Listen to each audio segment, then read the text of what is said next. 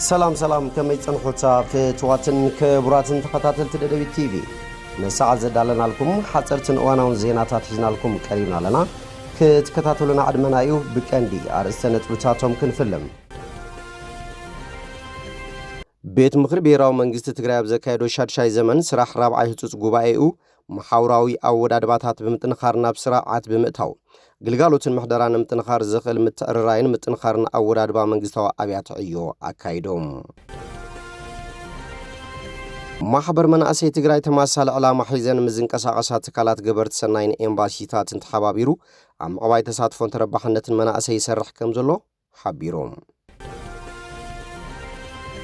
بسنك جنوسايد أو كينات عني زنبره زباو بيت مصحف عدقرات بلا 13 مليون قرش وصاي داقم حدثات من ملاع وشت أو ناو تنتخايدو لكم استمرقه تحابيروم كوينات حد زساورة تعوات شلمات نوبل سلام قدامي منستر أبي أحمد أبي سلطان متسان حداق ما يمرسا كم زكايده CNN تابتيبوم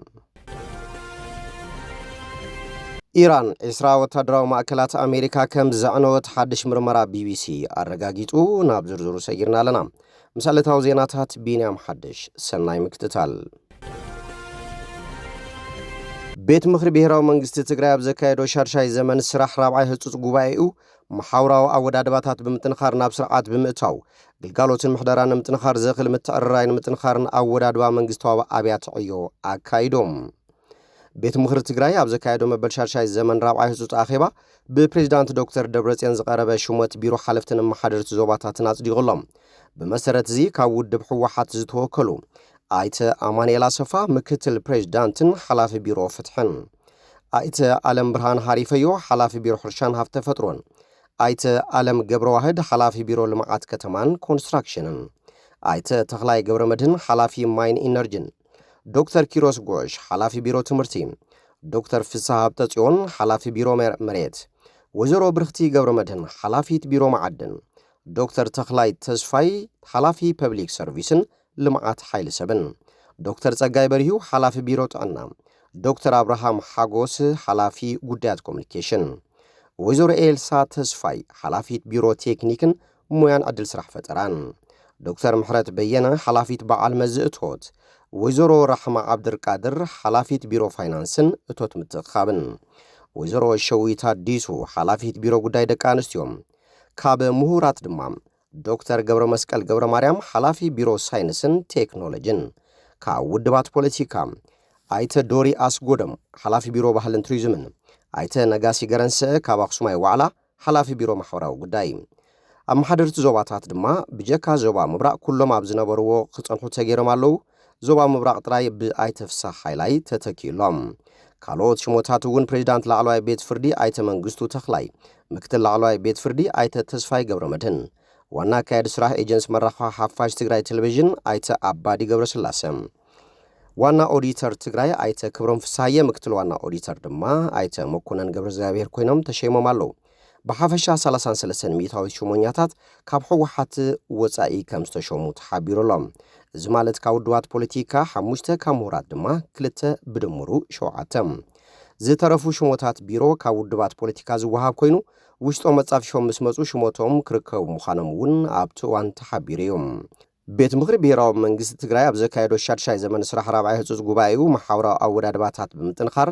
ናብ ስርዓት ብምእታው ግልጋሎትን ምሕደራን ምጥንኻር ዝኽእል متأرراين متنخارن أورادبا منجستو أبيات عيو أكايدو زلوم 24 جنبوت 2010 شمونتن عام تمرت شارشاي زمن سرح رابعي هتوز قبائي بيت مخري بيراو منجست تغراي أبست خايدو اللوان دحري مملاس نبار بيت مخرين سرعات منجستون أب أورادبا منجستو محاور زنبورت أقامات بمللاي منجستو اللوخن عمامن مفتسام زخل متأرراي تغيرو مهلاو تحابيروم بريزدانت بيراو كلاو منجست تغراي دكتور دبرتسيون قبرو ميكائيل كمزغلصو حتوتات ግልጋሎት ህዝቢ ምላሽ ንምሃብ ኣብ ልምዓት ይኹን ሰናይ ምሕዳሩ ዝግበር ስራሕቲ ብዝግባእን መምራሕን ንምስላጥን ዝተወደበ ዓቕሚ ከዓርፎ ብምግባር ናብ ድልየት ልምዓትን ሰላምን ተጠቃምነትን ንምስራሕ ዝዓለመ ምዃንዮም ገሊጾም እዚ ምምሓያሽ ኣወዳድባ ቅድሚ ኩናት ወራር በኣወዳድባ ከተማታትን ወረዳታትን ተጀሚሩ ጸንሐ ስራሕ ከም ዝኾነ ዘዘኻኸሩ ዶክተር ደብረጽዮን ኣብ ኣብያተ ዕዮ እውን ካብ 9 ኣብያተ ዕዮ بعل مزي ايجنسي كوميشن ابيات صحفت زبل ودابتات ተማሳለን ተማጋጋውን ስራሕቲ ዘለዎም ብሓደ ክጥመሩን ብሓይሊ ሰብ ክተዓራረዩን ብምግባር ናብ 57 ብምጥማር ንምምዕራይ ተወዲኡ ዝነበረ መጽናዕቲ ናብ ግብሪ ተኣትዩ ምህላው ገሊጾም መምላስ መንግስቲ ትግራይ ቀልጢፍካ ኣወዳድባታት ብምትዕራይ ናብ ተግባራዊ ስራሕ ብምእታው ወሃብቲ ግልጋሎት ስልጣንን ሓላፍነቶምን ፈሊጦም ስሩዕ ስርዓት መንግስቲ ሒዞም ከኣቱ ድልየት ነዚ ተግባራዊ ክኸውን ዝተቃለሰን ህዝብን ብምዃኑ ቆፂሩ ዝቕበል ዝትግብር ብቁፅፅርን ተሓታትነትን ዝኣምን ስራሕን ኣሰራርሓን ክህሉ ካብ ዘሎ ድሌታት ዝብገስ ብምዃኑ ኣብ ራብዓይ ህፁፅ ጉባኤ ዝቐረበ መሓውር ኣወዳድባ ንምጥንኻር ዕማማት መንግስቲ ትግራይ ወሳኒ ክብሉ ድማ ኣባላት እቲ ቤት ምኽሪ ገሊጾም ማሕበር መናእሰይ ትግራይ ተማሳሊ ዕላማ ሒዘን ምዝንቀሳቐሳ ትካላት ገበርቲ ሰናይን ኤምባሲታትን ተሓባቢሩ ኣብ ምዕባይ ተሳትፎን ተረባሕነትን መናእሰይ ይሰርሕ ከም ዘሎ ገሊጹ እቲ ማሕበር ኣብ ምርጋዝ ዘላቕ ሰላም ዘድሃበ ስልጠና ንተምሃሮ ካልኣይ ብርኪ ኣብያተ ትምህርቲ ዝተፈላለያ ከተማታት ትግራይ ይህብ ኣሎ ናይዚ ኣካል ኤምባሲ ፊንላንድ ኣብ ኣዲስ ኣበባ ብዝገበሮ ድጋፍ ገንዘብ ኣብቲ ፕሮጀክት ካብ ዝተሓቆፋ ከተማታት ሸራሮ ሽረ ኣክሱም ዓድዋ ዓብይ ዓዲ ዓዲግራት መቐለን ማጨውን ዝርከባ 16 ካልኣይ ብርኪ ኣብያተ ትምህርቲ ዝተወከሉ ደቂ ተባዕትዮን ደቂ ኣንስትዮን ተምሃሮ ግብራውን ክልስ ሓሳባውን ስልጠና ተዋሂብሎም እቲ ግብራውን ክልስ ሓሳባውን ስልጠና ኣብ እንታይነትን ረብሓን ሰላም ምዕላይ ጎነጻት ምዕማቕ ቆጻል ሰላም እንታይነት ሳዕቤናትን ሓበሬታን ጠቐነ ከምውን ስሑት ሓበሬታ ሚስ ኢንፎርሜሽን ኣድሂቡ በብምዕራፍቶ መዲቡ ብቐጻሊ ይወሃብ ከም ዘሎን ነዚ ስልጠና ዝከታተሉ ዘለው ተምሃሮ ኣምባሳደራት ሰላም ተባሂሎም ከም ዝምረቑን ተገሊጾም እዞም ሰልጠንቲ ተምሃሮ ብዝተፈላለዩ መራኸብቲ ሓፋሽ ብፍላይ ድማ ብማሕበራዊ ሚድያታት ኣቢሎም ዝፍነው ኣብ ወቕቲ ናይ ፈጠራን ስሑታትን ሓበሬታ ብምክልኻልን እወንታዊ መልክዕ ብምትሓዝን ኣቢሎም ኣብ ምርጋዝ ዘላቕ ሰላም ግቦኦም ክዋፁ ቀጻሊ ደገፍን ክትትልን ከም ዝግበረሎም ተሓቢሮም በዋናነት ኣብ ዝወከልዎን ኣብያተ ትምህርቲ ዝተጣየሻ ውዳበታት ሰላም ማንዛ ምስ ማንዛ ብዝግበር ምልዋጥ ሓበሬታ ዝመጽሉ ማሕበረሰብ ብምንቃሕን ዝተፈላለዩ መራኸብቲ ሓፋሽ ብፍላይ ድማ ማሕበራዊ ሚድያን ብምጥቃምን ከም ዝትግበርን ነዚ ዝሕግዝ ንዋት ንነፍሲ ወከፍ ቤት ትምህርቲ ሓገዝ ከም ዝግበረለን ተገሊጾም እዚ ንኻልኣይ ግዜ ዝትግበር ዘሎ ፕሮጀክት ኤምባሲ ፊንላንድ ንዝቕጽል 1 ዓመት ከም ዝጸንሕ ኣብቲ እዋን ተሓቢሩሎም ሰልጠንቲ ተምሃሮ እውን ዝተዋሃቦም ግብራውን ክልስ ሓሳባውን ስልጠና መዕበይ ግንዛበ ጽቡቕ ዓቕሚ ከም ዝፈጠረሎም እዮም ገሊጾም ብሰንኪ ጆኖሳይዳዊ ኩናት ዓንዩ ዝነበረ ህዝባዊ ቤተ መጽሓፍቲ ዓዲግራት ብልዕሊ 13 ሚልዮን ቅርሺ ወጻኢ ዳግመ ሕድሳትን ምምላእ ውሽጣዊ ናውትን ከም ዝተገበረሉ ተገሊጹ ኣብ ምሕዳር ከተማ ዓዲግራት ኣተሓባር ከይዲ ስራሕ ባህልን ቱሪዝምን ኣይተ የማነ ተኽለማርያም ንድምፂ ወያነ ትግራይ ከም ዝገለጽዎ ኣብ 1995 ዓመተ ምህረት ብምትሕባር መንግስቲ ኣየርላንድን ኣብ ሰሜን ኣሜሪካ ብዝነብሩ ተጋሩ ተሰሪሑ ኣገልግሎትና በጸንሐ እዚ ህዝባዊ ቤተ መጽሓፍቲ ጸላቲ ብዝወልዑ ወደማዊ ኩናት ዓንዩን ውሽጣዊ ናውቱ ተጓሒሉን ጸኒሑ ኢሎም ነቲ ዝበጽሐ ዕንወት ዳግም ንምሕዋይ ብላዕለዋይነት ጳጳስ ካቶሊካዊት ቤተ ክርስቲያን ሃገረ ስብከተ ዓዲግራት ብፁዕ ኣቡነ ተስፋ ስላሴ መድህን ገንዘባዊ ሓገዝ ብምዝርራብን ኮሚቴ ብምጥያሽን እቲ ህዝባዊ ቤተ መጽሓፍቲ ዳግም ክህነጽን ውሽጣዊ ናውቱ ክማላእን ከም ዝተገበረ ገሊጾም ነቲ ጽገናን ምምላእን ውሽጣዊ ናውትን ነቲ ቤተ መጽሓፍቲ ኤምባሲ ኣየርላንድ ኣብ ኢትዮጵያን ሳፖርት ኣፍሪካ ዝተባሃለ ፋውንዴሽንን ብዝሃብዎ 13.5 ሚልዮን ቅርሺ ከም ዝኾነ ድማ ተመልኪቱሎም ኣብቲ ምረቓ መራሕቲ ሃይማኖት ዓበይቲ ዓዲ ኣካላት ኣመራርሓ መንግስቲ ካብ ዩኒቨርሲቲ ዓዲግራት ዝተወከሉን ካልኦት ኣጋይሽን ተረኺቦም ኩናት ሕድሕድ ዘሳወረ ዓዋት ሽልማት ኖቤል ሰላም ቀዳማይ ሚኒስትር አብይ አሕመድ ኣብ ስልጣን መጻንሒ ዳግማይ መረጻ ከም ዘካየደ ሲኤንኤን ኣቃሊዑም አብይ አሕመድ ኣብ 2010 ዓመተ ምህረት ቀዳማይ ሚኒስትር ኢትዮጵያ ዳርጋ ብኹሉ ኣካል ብዝበሃል ነቲ ሃገር ኣብ ኣፍሪካ ተምሳሌት ለውጥን ዴሞክራሲን ክገብራ ትስፉ ከም ዝነበረ ሲኤንኤን ኣብ ጸብጻቡ ብስፍሓት ተንቲኑ ብፍላይ ኣብ ናይ መፈለምታ ሒደት ኣዋርሕ ዕድመ ስልጣን ቀዳማይ ሚኒስትርነቱ ምስ ጎረቤት ሃገር ኤርትራ ን20 ዓመታት ዝጸንሐ መሪር ኩናት ዘብቅዐ ዕርቂ ብምድርዳር ሰላም ከም ዝመረጸ ዘርኣየሉ መንገዲ ዝያዳ ናዓለ መደናጊርዋ ይብል ጸብጻብ ሲኤንኤን ምፍታሕ ፖለቲካዊ እሱራትን ናጻ ፕረስ ምፍቃድን ዝብሉን ካልኦት ጸደፍደፍ ዝበዝሖ ስጉምትታትን ተደሚሩ ብዙሓት ንኢትዮጵያ ናብ ናጻን ዲሞክራሲያውን ዘመን ከም ዝመርሓ ከኣምኑ ገይሩዎም በዚ ድማ ብዕሙት ሽልማት ኖቤል ሰላም ከም ዝተዋሃቦ እዩ ሲኤንኤን ኣብ ጸብጻቡ ኣስፊሩ ይኹን እምበር እቲ ፍስሓ ነዊሕ ከይጸንሐ ጠፊኡ ሎሚ ኢትዮጵያ ልዕሊ 135 ሚልዮን ህዝቢ ዘለዋ ካልአይቲ ሃገር ኣፍሪቃ ጎነፅን ዓመፅን ዝመልኦ ብሄራዊ ግጭታት ገደብ ናጽነት ምዝራብን ምጭፍላቕ ተቃውሞታትን ኣጋጢሙ ኣሎ ይብል እቲ ጸብጻብ እቲ ኣብ ሓደ እዋን ከም መድሕን ዝኽበር ዝነበረ መርሒ ሕጂ ኣብቲ ሃገር ንዝረኣዩ ዘለዉ ምፍላያትን ጸገማትን ከም ቀንዲ መንቀል ናይ ዝኹሉ ምፍላይ ኮይኑ እዩ ዝረአ ዘሎ ዘይምርግጋእና ዓበየ ምስ ከደ ምምሕዳር ኣብይ ናብ ጽኑዕ ቁጽጽር መንግስቲ ተመሊሱ ምርጫታትና ተደናጎየ ንተቃወምቲ ኣካላትን ጋዜጠኛታትን ድማ ኣብ ቀይዲ ምውዓል ጀሚሩሎም ኣካል እዚ ድማ መንግስቲ ኣብይ ኣሕመድ ብእዋኑ ክካየድ ዝነበሮ መረጻ ክደናጎይ ብምግባሩ ትግራይ ነቲ ናይ ፌደራል ምድንጓይ ቅቡል ብዘይ ምግባራ ክልላዊ መረጻ ምስ ኣካየደት ኣብ 2013 ዓመተ ምህረት ናብ ኩናት ከም ዝኣተወ እዩ እቲ ጸብጻብ ዝጠቅስ እዚ ኣብ ቀረባ ታሪኽ ሓደ ካብቶም ኣብ ዓለም ዘጋጠሙ ከበድቲ ኩናታት ኮይኑ ኣስታት 600,000 ዝግመት ህይወት ክጠፍእን ከቢድ ክሳራታት ክስዕብን ከም ዝገበረ CNN ኣብ ጸብጻቡ ኣስፊሩሎም ኣብ 2022 ቋጽራ ፈረንጂ ብመንገኝነት ሕብረት ኣፍሪቃ ዝተገበረ ስምዕ ሰላም ነቲ ተጻብኦታት ተኹስ ዘብቃዕ እኳ እንተኾነ ካብ ሽዑ ጀሚሩ ግን ትስምዕ ከም ዘይተተግበረን ተበታቲኑ ኣብዚ ሕጂ ግዜ ናብ ኩናት ሕድሕድ ከይምለስ ስግኣት ፈጢሩ ከም ዘሎን ገሊጹ ሎሚ ኢትዮጵያ ኣብ ትግራይ ጥራይ ዘይኮነ ሳባህ ምሓራን ኦሮምያን እውን ኣብ ርእሰ ምሕደራ ዶባት ብሄራዊ ወፃዓን ብዝተፈጠረ ምስሓብ ዝተበጋገሰ ንጡፍ ናዕብታትን ጎነፅን የጋጥማ ከም ዘሎ እዩ ጸብጻብ CNN ጠቒሱ ዘሎ ኣብዚ ሕጂ እዋን እቲ ሃገር መረጻ ተካይድ ከም ዘላ ዝገለጸ ጸብጻብ CNN ይኹን እምበር እቲ ዝወሃብ ድምፂ ብዙሕ ኣገዳስነት ክህልዎ ተኽእሎ የብሉን ምክንያቱ ገዛእ ሰልፊ ብልጽግና ኣብ መንጎ ዝተበታተነ ተቃውሞን ቀጻሊ ጎነፅን ክዕብለል ትጽቢት ስለ ዝግበር ክብል እዩ ሓቢሮም ብድምሩ እቲ ናይ ሕጂ መረጻ እውን ይብሉ ሓሳቦም ንCNN ዝሃቡ ወሃብ ትርኢቶም እዚ መረጻ ተኣማንነት ዘለዎ ዘይኮነ ኣብ ስልጣን መጻንሒ ከም ተራ ምቕባል ዘውዲ ገይሮም እዮም ዝርእይዎ ክብል ጸብጺቦም ኢራን 20 ወታደራዊ ማእኸላት ኣሜሪካ ከም ዘዕነወት ሓድሽ ምርመራ BBC ኣረጋጊጹ ኢራን እቲ ኩናት ካብ ዝጅመራት ሒዙ ን20 ወታደራዊ ቦታታት ኣሜሪካ ከም ዘዕነወት ብBBC ቬሪፋይ ዝተንተኖ ምስልታት ሳተላይትን ቪድዮታትን ኣመልኪቱ እቲ ምጽራይ ካብ ኢራን ዝተፈነወ መጥቃዕቲ ካብቲ ዝተገመተ ንላዕሊ ዝዓመቐ ምዃኑ ይሕብር ኢራን ካብ መወዳእታ ለካቲት ጀሚራ ኣብ መላእ 8 ሃገራት ማእኸላይ ምብራቕ ንዝርከቡ ወሰንቲ መሳለጥያታት ዕላማ ብምግባር ኣብ ምዕቡል ስርዓታት ምክልኻል ኣየር ነዳዲ ምምላእ ነፈርትን ራዳርን ብሚልዮናት ዝግመት ጉድኣት ኣውሪዳ ቴሄራን ኣብ ዝሓለፈ 3 ኣዋርሕ ኣሜሪካን እስራኤልን ኣብ መላእ ኢራንን ሊባኖስን ዘካየድኦ መጥቃዕቲ ሕነን ምፍደኣ ንመደበራት ኣሜሪካ ናይ ሓባር ወታደራዊ ትካላትን ዕላማ ጌራ ፔንታጎን ብወገና ኩናት ካብ ዝጅመራት ሒዙ ኣብ ኢራን ልዕሊ 13,000 ዕላማታት ከም ዝወቕዐ ገሊጾም ላዕለዋይ መራሒ ኢራን ሞጅታባ ኻሜኒ ሰራዊቱ ኣብ መሳላጥያታት ኣሜሪካ ኣብ ምውቃዕ ዘመዝገቡ ዓወት ክጉልሕ ፈቲኑ እዮም ንሱ ብሰሉስ ኣብ ዝሃቦ መግለጺ ማእኸላይ ምብራቕ ድሕሪ ሕጂ ንመደበራት ኣሜሪካ ውሕስ ቦታ ከም ዘይኮነ ኣረዲኦም ዋይት ሃውስ በተደጋጋሚ ወታደራዊ መሳለጥያ ኢራን ዳርጋ ተደምሲሱ ክብል እንከሎ ኣብ መሳለጥያታት ኣሜሪካ ዝተረኣየ ጉድኣት ግን ጸረ መጥቃዕቲ ቴሄራን ካብቲ ኣቐዲሙ ሰበስልጣን ኣሜሪካ ዝኣመነሉ ንላዕሊ ዓሚቕ ምዃኑ ተንተንቲ ይገልጹ ሓደ በዓል ስልጣን ምክልኻል ኣሜሪካ ብዛዕባ ውጽኢት BBC ቬሪፋይ ርእይቶ ክህበ ይደልየን